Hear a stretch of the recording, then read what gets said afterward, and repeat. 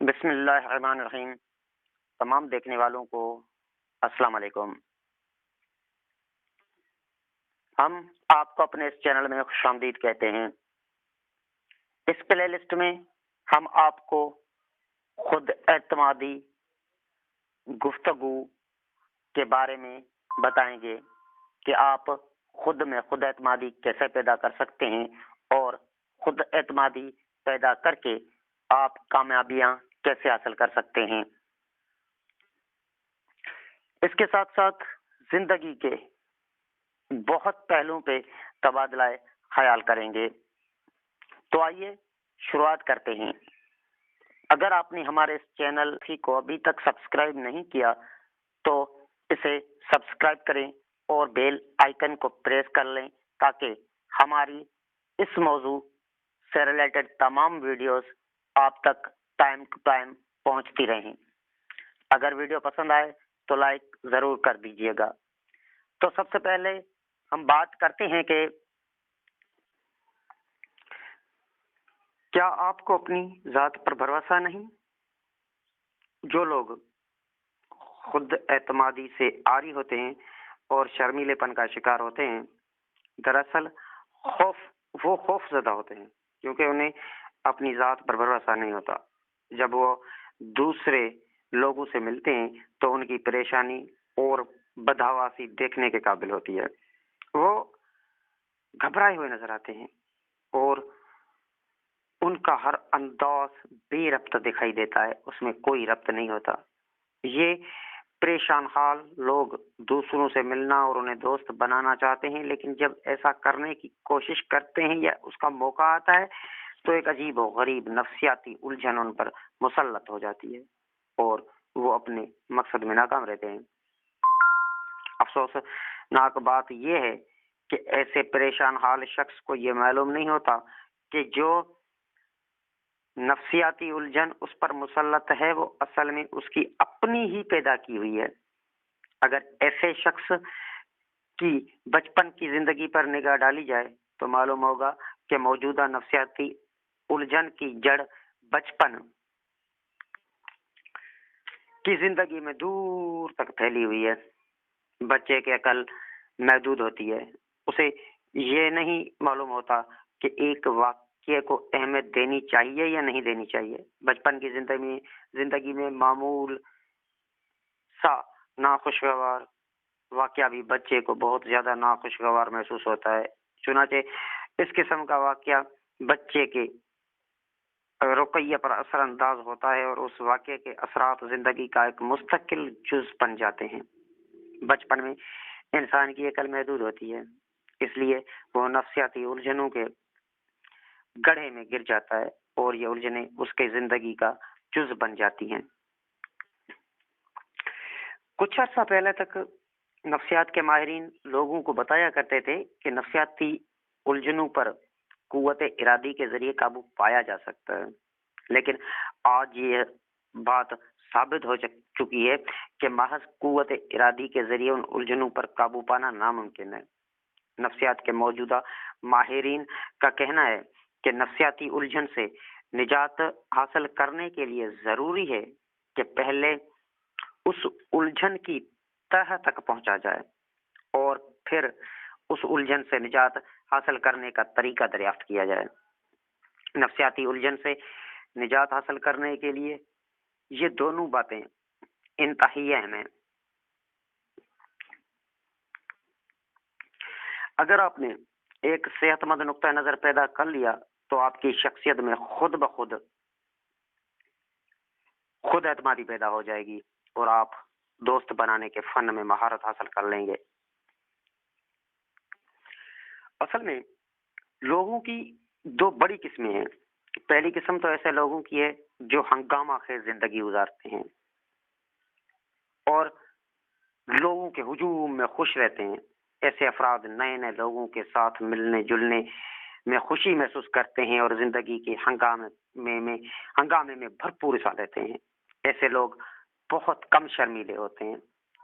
دوسری قسم کے افراد وہ ہیں جو لوگوں کے ہجوم سے نفرت کرتے ہیں۔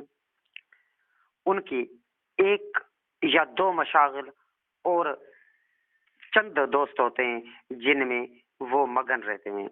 ان افراد کی زندگی بیکار نہیں ہوتی لیکن افسردہ اور خاموش ضرور ہوتی ہے. ایسے افراد عموماً شرمیلے ہوتے ہیں.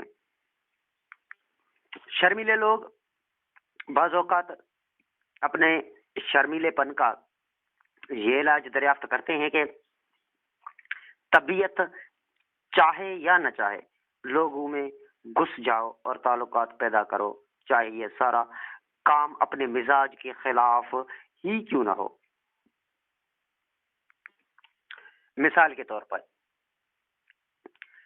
ایک شخص کسی خاموش تالاب کے کنارے بیٹھ کر مچھلیاں پکڑنے میں خوش رہتا ہے اور لوگوں کی محفل میں شریک ہونا پسند نہیں کرتا، لیکن اس کے باوجود ایک روز وہ کلب کا ممبر بننے کا فیصلہ کرتا ہے، کیونکہ اس کا خیال یہ ہوتا ہے کہ اگر وہ کلب کا ممبر بن جائے گا تو اسے مجبوراً لوگوں سے بھی ملنا پڑے گا اور اس طرح وہ اپنے شرمیلے پن پر قابو پانے میں کامیاب ہو جائے گا. لیکن ہم یہ مشورہ دیں گے کہ اپنے آپ کو کسی ایسے کام پر آمادہ کرنا جس سے نفرت ہو نفسیاتی اعتبار سے ایک اچھا فعل نہیں، خاص طور پر تفریح کے معاملے میں. ہر شخص زندگی میں ایک الگ رجحان رکھتا ہے. جب تک اس کے ذوق کی تسکین نہ ہو اسے چین نہیں آتا. اگر آپ بیجا شرمیلے پن پر قابو پانا چاہتے ہیں تو اس کا ہرگز یہ مطلب نہیں کہ آپ اپنے رجحانات کو مد نظر رکھے بغیر ہر محفل میں گھس جائیں. اگر ایک شخص ہنگامہ خیز زندگی بسر نہیں کرتا تو اس کا یہ مطلب نہیں کہ اس میں خود اعتمادی نہیں اور وہ شرمیلے پن کے مرض میں مبتلا ہے. ہو سکتا ہے کہ ایسا شخص اپنا الگ ذوق رکھتا ہو اور جو مشاغل اسے دلچسپ محسوس ہوتے ہیں وہ ان مشاغل میں مصروف رہتا ہے اور اس طرح ایک خوش و خرم زندگی بسر کرتا ہے.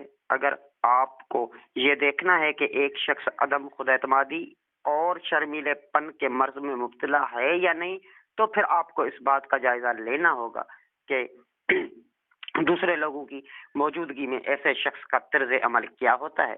اگر ایسا شخص دوسرے لوگوں کی موجودگی میں پریشان اور نروس نہیں ہوتا، وہ لوگوں کے ساتھ ملنے سے گریز نہیں کرتا اور کسی دشواری کے بغیر لوگوں کے ساتھ بات چیت کر سکتا ہے، تو اس کا مطلب یہ ہوگا کہ ایسا شخص شرمیلے پن کا شکار نہیں ہے اور اس کی زندگی بالکل ٹھیک راستوں پر چل رہی ہے. کیا آپ لوگوں سے خوفزدہ ہیں؟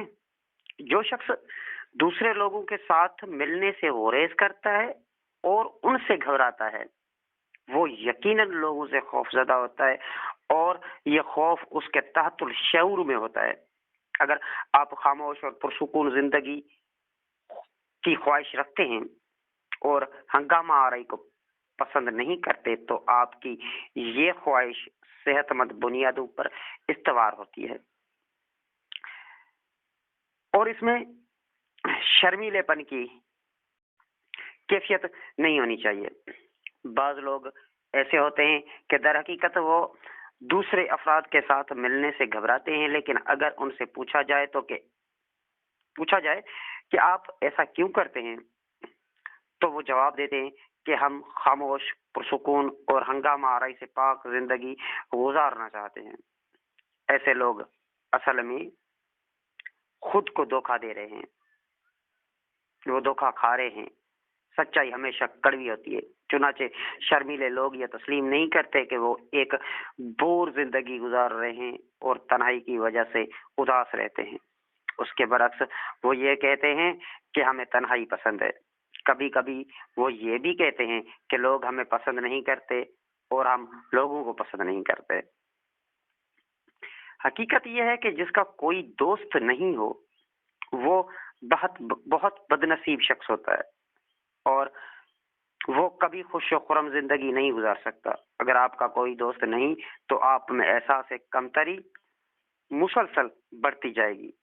جب آپ لوگوں کے ساتھ ملنا جلنا چھوڑ دیں گے تو آپ کا ذہن محدود ہو جائے گا اور آپ کے خیالات میں وسعت پیدا نہیں ہوگی۔ نتیجہ یہ ہوگا کہ آپ میں برداشت کا مادہ ختم ہو جائے گا اور آپ ذرہ ذرہ اسی بات کا برا منانے لگیں گے۔ آخرکار آپ کا دل نفرت کا مسکن بن جائے گا۔ اس قسط کا ہم یہیں پر اختتام کرتے ہیں۔ اگلی قسط میں ہم دیکھیں گے کہ ایک شخصیت کی تعمیر کیسے کی جاتی ہے اور شرمیلے پن سے نجات کیسے ممکن ہے بھی کہ نہیں، اور اس کے علاوہ ہم یہ بھی دیکھیں گے کہ شرمیلے پن اور احساس کمتری کا آغاز کہاں سے ہوا اور یہ کس طرح سے نفسیاتی اثرات مرتب کرتا ہے۔ تب تک کے لیے ہمیں اجازت دیجیے۔ اللہ حافظ۔